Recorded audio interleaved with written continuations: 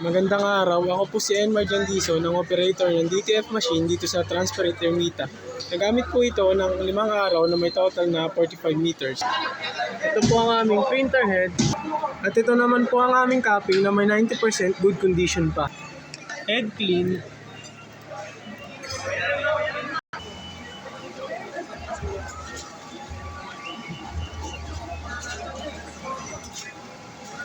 Punasan palagi ang wiper pagkatapos mag-head clean.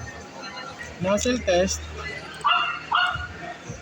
Ito po ang aking nozzle test. Ang ink system po namin ay tama lang ang level. Ito naman po ang aming waste tank na kakapalit ko lang noong Webes. Ito naman po ang aming ADR. At ito naman po ang stock ko ng in-use. At ito naman po ang stock ko ng unused. Pinagsama ko na po ang DTF powder at ang aking mga DTF ink. Ito naman po ang aking DTF film. Ito naman po ang nagamit kong CMYK.